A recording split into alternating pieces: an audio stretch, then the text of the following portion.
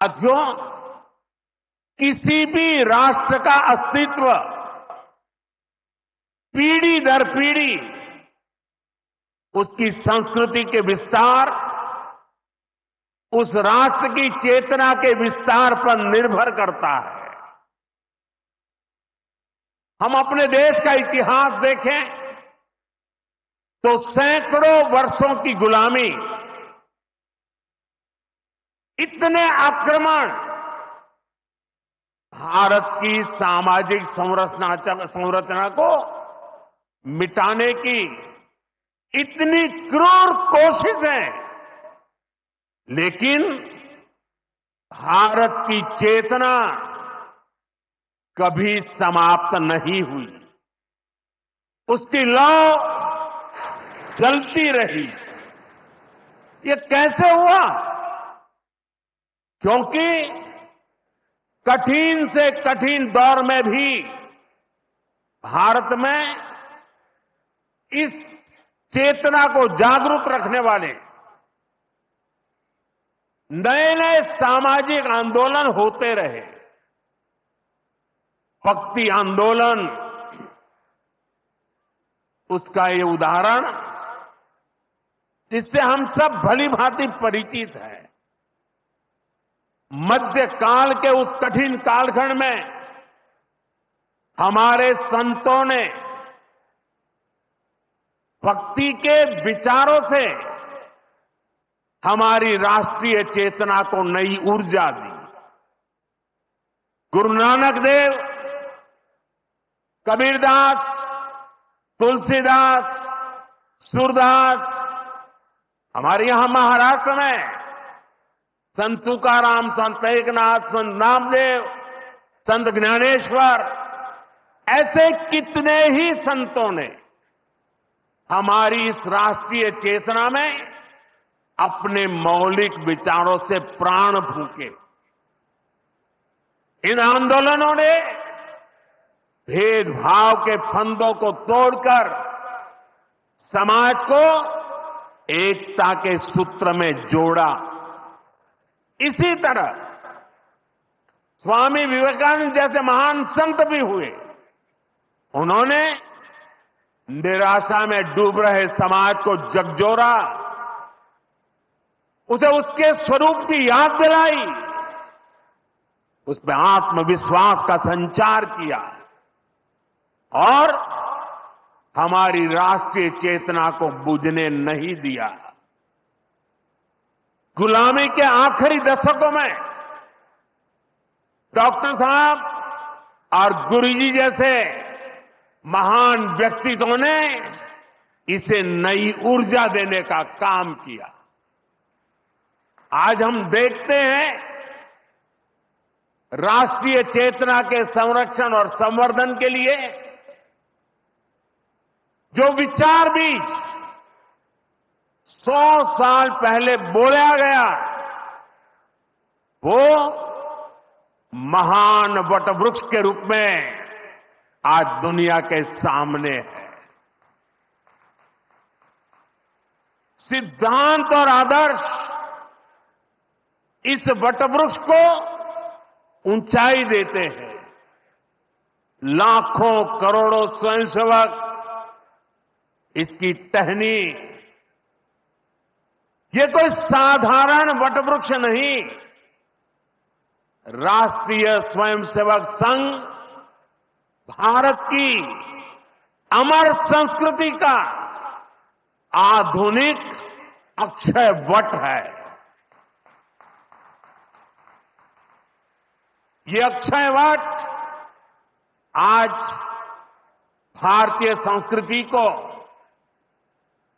हमारे राष्ट्र की चेतना को निरंतर ऊर्जावान बना रहा है। साथियों, लाल किले से मैंने सबके प्रयास की बात कही थी। आज स्वास्थ्य के क्षेत्र में देश जिस तरह काम कर रहा है, माधव नेत्रालय उन प्रयासों को बढ़ा रहा है। देश के सभी नागरिकों को बेहतर स्वास्थ्य सुविधाएं मिले, ये हमारी प्राथमिकता है। देश में गरीब से गरीब को भी अच्छे से अच्छा इलाज मिले,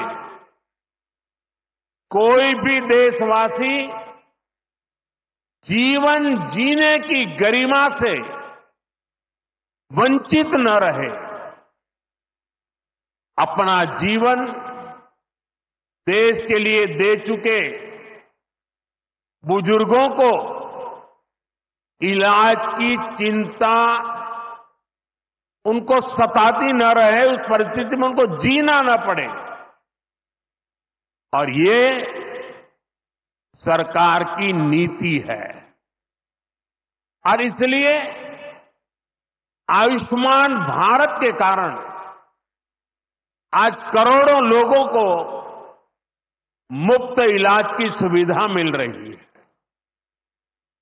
हजारों जन औषधि केंद्र देश के गरीबों को,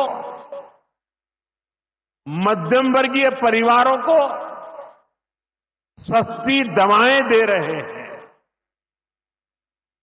इन दिनों देश में करीब 1,000 डायलिसिस सेंटर जो मुफ्त में डायलिसिस की सेवा का एक यज्ञ चला रहे हैं। इससे देशवासियों के हजारों करोड़ रुपए बच रहे हैं, उनको स्वास्थ्य लाभ हो रहा है। बीते 10 साल में गांवों में लाखों आयुष्मान आरोग्य मंदिर बने हैं, जहां से लोगों को देश के सर्वश्रेष्ठ डॉक्टरों से टेली मेडिसिन से कंसल्टेशन मिलता है, प्राथमिक इलाज मिलता है और आगे के लिए सहायता होती है। उन्हें रोगों की जांच के लिए सैकड़ों किलोमीटर दूर नहीं जाना पड़ रहा। साथियों, हमने न सिर्फ मेडिकल कॉलेजों की संख्या में 2 गुना वृद्धि की है, लेकिन हमने देश में ऑपरेशनल एम्स की संख्या भी 3 गुना बढ़ाई है। देश में मेडिकल सीट्स भी 2 गुनी हुई है। प्रयास यही है कि आने वाले समय में लोगों की सेवा के लिए ज्यादा से ज्यादा डॉक्टर्स और अच्छे डॉक्टर्स उपलब्ध हो। एक बहुत बड़ा साहसिक निर्णय हमने किया, आजादी के बाद पहली बार हुआ।